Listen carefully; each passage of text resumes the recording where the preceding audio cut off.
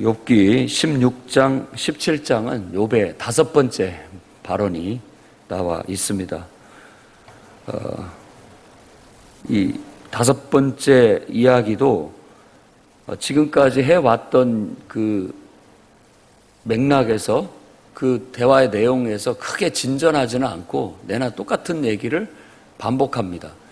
원래 시나 노래나 이런 게 반복이 되잖아요. 우리도 노래도 보면은 1절이 있고 2절, 3절, 4절이 있듯이 이 욥기서도 3절, 4절까지 있다고 봅니다. 계속 돌고 돌아가는 거예요. 근데 그 표현은 내나 똑같은 얘기를 하지만 그래도 또 다른 표현들을 써가면서 인생에 대해서, 하나님에 대해서, 또 인간에 대해서, 또 우리가 이 세상에서 당하는 어려움과 고난에 대해서, 삶이란 게 도대체 무슨 의미가 있는지, 또 이 속에는 우리가 지금 느낄 수도 있고 느끼지 못할 수도 있지만 사실은 예수 그리스도에 대한 이미지도 깊이 들어와 있다는 걸 아셔야 됩니다. 저는 이런 말씀을 묵상하면서 그런 느낌을 받았어요. 하나님께서 자신이 육신을 입고 이 땅에 오셔서 당할 고난을 욥이라는 한 사람을 통해서 미리 한번 점검해 보시는 게 아닌가. 똑같은 거거든요. 지금 욥의 이 고통스러워하는 모습, 또 이런 것들이 그의 심정 다 똑같아요. 그러니까 정말 죄 없이 이와 같은 고난을 받은 분은 예수 그리스도밖에 없음을 분명합니다.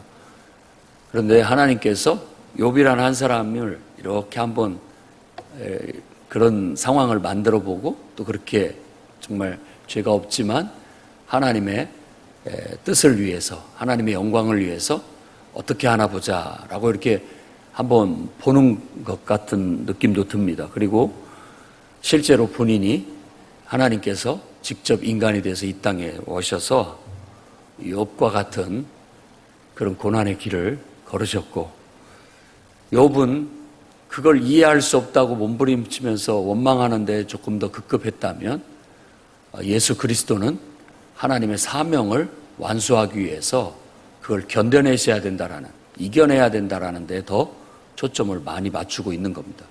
그것은 우리에게 보여주는 인생의 태도가 바로 그리스도와 같아야 된다라는 걸 알려주는 겁니다. 인생의 어려움과 역경, 고난 속에서 우리가 그것을 어떻게 하면 피할 것인가가 아니라 어떻게 하면 하나님의 사명을 감당해 낼까? 그 사명을 감당하기 위해서 피할 수 없는 어려움과 고난은 받아들여야 된다라는 것을 우리에게 가르치고 있다고 볼 수가 있습니다.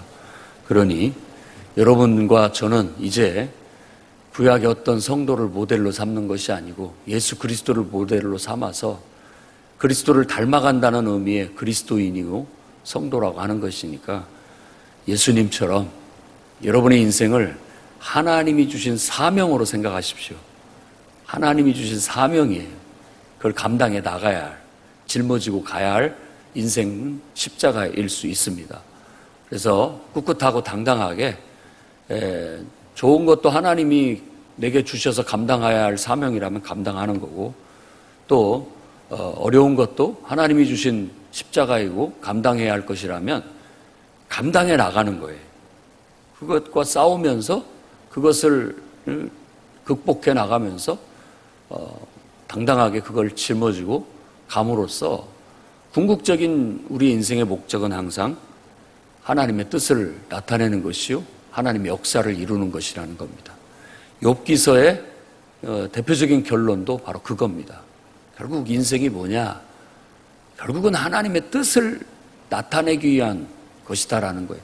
다 걷어내보고 생각해봤더니 인생의 가족, 행복 다 걷어내보고, 물질 그런 것도 다 걷어내보고, 이 몸이라는 건강까지도 다 걷어내보고 밑바닥에서 인생이 도대체 뭐냐라고 봤을 때에는 하나님의 뜻을 나타내고자 하는 것이다. 결국 욥을 통해서 사단과의 이야기 속에서 보여주는 우리에게 깨우침은 바로 그겁니다. 하나님께서 하나님의 영광을 드러내기 위해서, 그와 같은 일을, 그런 섭리를, 그런 역사를 나타내셨다라는 거. 그러니까 우리는 본질적으로 늘 하나님의 뜻과 역사를 이루기 위해서 살아가는 사명의 삶을 산다. 이게 인간의 본분이라는 걸 잊지 마시고 오늘도 사명감을 갖고 살아갈 수 있는 저와 여러분이 되기를 바랍니다. 오늘 욥은 친구들을 향해서 너희는 재난을 주는 위로자들이구나, 속 시원한 말을 한마디 합니다. 그러니까 여러분들도 아마 주위 있는 사람들한테 이런 말 하고 싶을 때가 있을지 몰라요. 재난을 주는 위로자들이구나, 나를 위로한답시고 와가지고 내 속만 박박 긁고 가는구나, 이렇게 말할 수 있죠. 여러분들 주위에 아마 가까운 사람들이 간혹가다 이렇게 하는 경우들이 있을 수 있습니다. 그럴 때 욥의 표현처럼 나를 위로하러 온 거니, 나를 더 괴롭히려고 온 거니 도대체, 라고 말하는 것입니다. 진실한 솔직한 자기 심정이죠. 악의적인 것이 아니라 솔직한 심정인 거예요. 느낌대로 말하는 겁니다. 너희가 무엇에 자극을 받아 이렇게 나한테 말을 한단 말이냐. 그러니까 서로 입장이 다르기 때문에 서로 심정이 그렇습니다. 친구들 입장에서는 솔직히 욥을 도와주고자 하는 거예요. 위로도 위로지만 욥이 이러다가 이거 뭐 신앙까지 다 버리고 지옥 가는 거 아니야? 이런 생각이 들기 때문에 어떻게든지 얘를 달래기도 해야 되고 또 마음을 좀 고쳐먹게 해서 하나님 앞에 회개해야 이 상황에서 풀려날 것 같은데 회개할 생각을 안고 있는 거예요.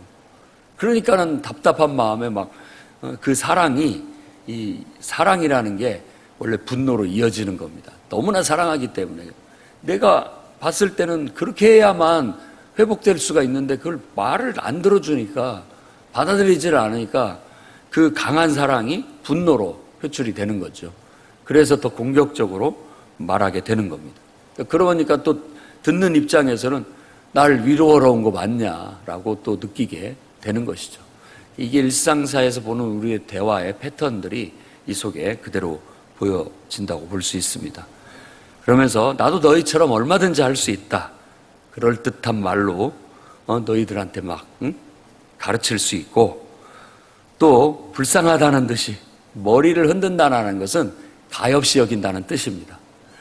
아휴 안 됐다, 우리는 혀를 찬다고 하죠. 쩌쩌쩌 하면서 아유 너무 안 됐다 이렇게 말하는 건데, 그런 말들은 나도 얼마든지 할 수 있다, 그리고 나는 너희들보다 더 훌륭하게 격려해 줄 수 있고 위로해 줄 수 있다, 뭐 이렇게, 내가 만일 너희들 입장이라면 나는 더 잘 위로도 해줄 수 있고 격려도 해줄 수 있겠다라는 심정을 말하는 겁니다. 참 고난받는 자를 위로한다라는 것은 쉬운 일이 아닙니다. 예를 들어 고양이 목에 누가 방울을 달 것인가 하는 그런 문제입니다. 하기는 해야 되는데 이게 굉장히 예민해져 있어가지고 핥힐지도 몰라요. 그럼에도 불구하고 여러분들이 사랑한다면 그 핥혀서 상처를 입을 수도 있지만 그래도 껴안아야 되는 게 고난받는 자에 대한 우리들이 위로와 또 격려의 태도라고 볼 수 있습니다. 쉽지 않아요. 쉽지 않습니다. 그러니까 지혜서에는 그런 얘기들을 많이 합니다. 누가 낙심한 사람을 이렇게 세울 것인가? 아무도 못한다라고 그렇게 얘기해요. 그건 무슨 뜻이냐? 스스로밖에 못한다는 말입니다. 그럼 우리가 할 수 있는 건, 주위에 있는 사람들이 위로하고 격려해 줄 수 있는 건 뭐냐? 스스로 할 수 있도록 도와주는 역할인 것이지, 우리가 직접 막 어거지로 그 사람을 끌어일으킬 수는 없다고 보는 겁니다. 아무리 잘해줘도 안 됩니다. 아무리 혼을 내고 뭐라고 해도 안 됩니다. 스스로가 하지 않는 한. 그렇다면 우리가 잘해주거나 혹은 꾸중을 하거나 아주 혼내거나 이런 것들을 필요 적절하게 써서 그 사람 스스로가 그 마음에서 일어서려는 의지를 갖게끔 만들고 움직이려고 하는 의지를 갖도록 만들어주는 것이 최선이고 최상이라고 성경이 가르치고 있는 거예요. 여러분들이 주위에 어려움을 당하고 있고 또 힘들어하는 사람들이 있거든 꼭 이것을 염두에 두고 어떻게 지혜롭게 처신해야 할 것인지를 분별할 수 있었으면 좋겠습니다. 그 다음에 이제 6절에서부터 17절까지는 다시 욥은 친구들을 향해서도 말할 뿐만 아니라 하나님을 향해서도 말하면서 스스로 독백, 스스로의 얘기를 하는 겁니다. 아무리 내가 이렇게 말해봐도 내 근심, 내 몸의 이 아픔과 고통, 통증은 줄어들지가 않는다. 해결이 안 되는 거예요. 주님이 나를 피곤하게 힘들게 하시고 또 나의 온 집안을 다 패망케 하셨다라는 그것이 이 마음속에 너무 심적으로 힘들고 육체적으로 너무나 힘든 거예요. 이 집을 패망하게 했다라는 것은 내 가정도 의미할 수 있지만 나의 집은 내 몸이잖아요. 내 몸을 이렇게 했다라는 거 너무나 힘들고 고통스러운 일이죠. 이제 우리는 어떻게 될지 모르겠지만 참 연세도 드시고 또 말년에 가서 어떤 우리가 죽음의 직면에 나갈 때마다 보면은 그 육체적으로 얼마나 고통받고 있는 모습을 보면 너무나 안타까운 경우들이 많습니다. 그냥 차라리 죽는 게 낫지. 저런 고통 속에서 또 삶의 의미나 가치가 를 전혀 찾지 못하는 상태에서 생명을 유지하고 있다라는 게 얼마나 힘들까 하는 그런 생각이 들 때가 있습니다. 어찌 보면 욥이 그런 상태가 아닌가 하는 걸 느낄 수가 있습니다. 그러면서 이 욥이 지금 고난받고 있는 자신에 대한 독백을 하는데 나를 하나님이 치셔서 지금 내가 이렇게 된 이 상태가 하나님이 나를 치셨다는 증거다라는 거예요. 그러니까 이 장면에서 저는 예수 그리스도께서 멸시와 조롱을 받고 십자가를 지고 골고다를 거두시고 병사들에게 채찍을 맞고 고난을 당하고 멸시를 당하고 십자가에 죽으시는 장면이 바로 우리에게 죄사함의 증거가 된다라는 겁니다. 지금 욥이 자신의 이 당한 모든 것들이 하나님이 내게 나를 치신 증거입니다 라는 것처럼 하나님께서 우리의 죄를 사하시기 위해서 죄의 값을 지불하는 증거가 바로 그 고난과 십자가라는 것으로 그렇게 유추가 딱 되는 장면이에요. 그래서 하나님께서 욥을 통해서 예행 연습하신 것이 아닌가 하는 느낌이 들 정도입니다. 그뿐만 아니라 그 뒤에 18절에도 땅아 내 피를 가리지 말라. 나의 부르짖음이 쉴 자리를 잡지 못하게 하라. 이런 말씀도 다 그런 겁니다. 땅아 내 피를 가리지 마라. 그분의 피 흘리심이 확실한 증거요. 확실한 효력인 거예요. 확실한. 그래서 우리가 예수님의 피를 보혈이라고 높여 부르면서 그 공로, 그 효력, 그 능력을 찬양하게 되는 겁니다. 욥은 자신의 처지가 정말 하나님 앞에 하나님 똑똑히 보십시오라고 말하고 있는 거예요. 자기의 처지, 내가 이렇게 지금 힘들어하고 있고 이렇게 고난받고 있고 내 피가 이렇게 흘려지고 있고 나의 하나님을 향한 탄원이 이렇게 지금 부르짖어지고 있다라는 걸 똑똑히 좀 기억해 주십시오라고 말하는 거예요.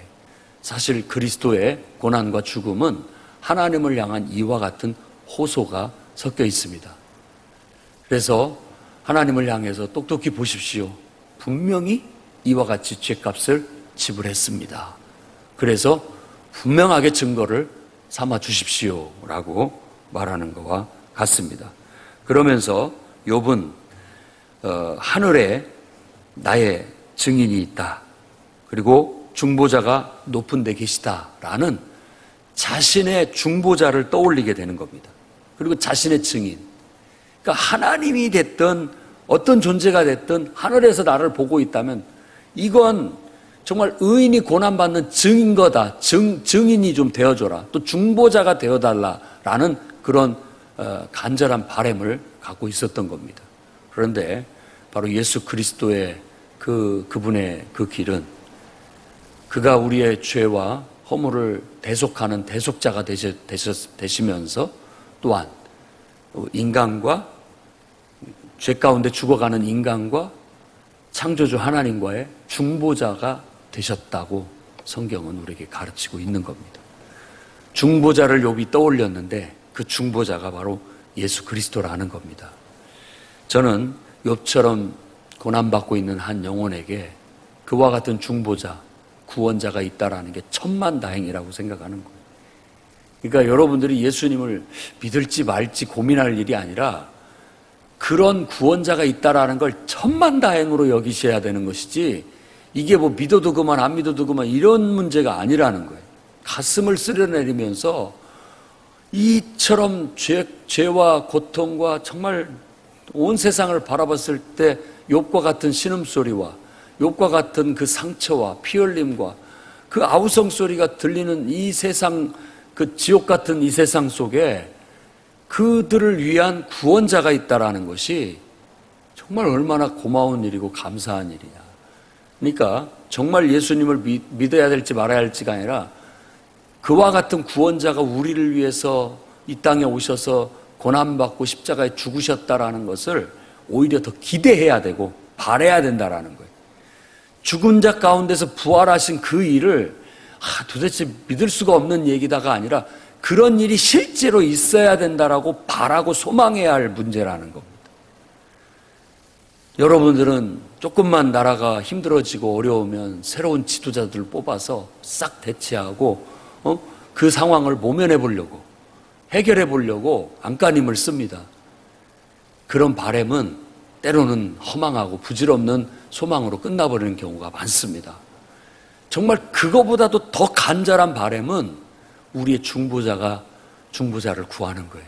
정말 우리 죄를 사해줘서 이 땅의 악과 저주를 걷어낼 수 있는, 거기서부터 해방될 수 있는 그런 분을 구해야 되는 거고, 정말 우리가 영원한 생명, 죽음을 극복하고 초월해서 영생을 얻을 수 있는 은혜를 줄 수 있는 그런 존재를 구하고 있는 거예요. 그러니까 여러분들의 정치적인 욕망 속에는 그리스도에 대한 욕망, 구원에 대한 욕망이 내재되어 있다라는 말을 드리는 겁니다.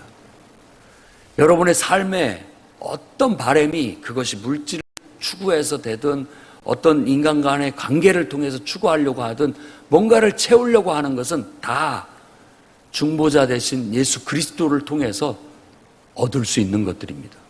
그러니까 우리가 하나님을 향해서 막 기도하고 나아가 보면 결국은 하늘에 닿는 거예요.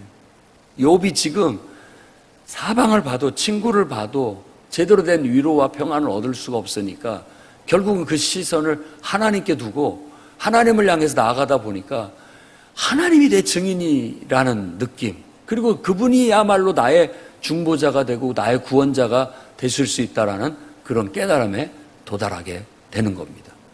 인생은 살면 살수록 결국 우리가 뭘 찾고 있느냐라고 묻는다면 하나님을 찾고 있는 겁니다. 모든 인생들이 하나님을 찾고 있고 하나님의 구원을 바라고 있을 뿐이에요. 그러니 지금이라도 깨달아야 될 거고, 또 여러분 주위에 있는 못 모르고 그렇게 방황하고 있는 영혼들에게 그거 하나만 탁 단추를 풀어주면 스스로가 깨닫고 하나님을 찾고 발견하게 되는 은혜가 있게 되리라고 믿습니다. 결국은 이런 바람 속에서 그는 결국 나는 조만간, 여기서 몇 년 후라고 수년이 지나면이라고 말했지만 사실 그 표현은 조만간이라는 뜻입니다. 머지않아 나는 결국은 죽음의 길로 갈 거라는 것을 직감하고 있는 거예요. 이러다가 곧 나는 죽을 것이다. 근데 그 전에 분명하게 하나님 앞에 자신의 증인이 되어주시기를, 나의 중보자가 되어주시기를, 그런 간절한 소망을 피력하고 있는 겁니다. 여러분의 인생 속에도 더할 나위 없는 보혜사, 정말 여러분들의 하나님과 여러분 사이에 중보자, 증인이 예수 그리스도가 있으니 불의의 제물로 친구를 사라고 주님이 권면하신 것처럼 그분을 꼭 끌어안고 그분과 하나가 돼서 그분과 동행하여서 정말 천국에까지, 주님 앞에까지, 하나님 앞에까지 실수 없이 갈 수 있기를 주의 이름으로 축원합니다.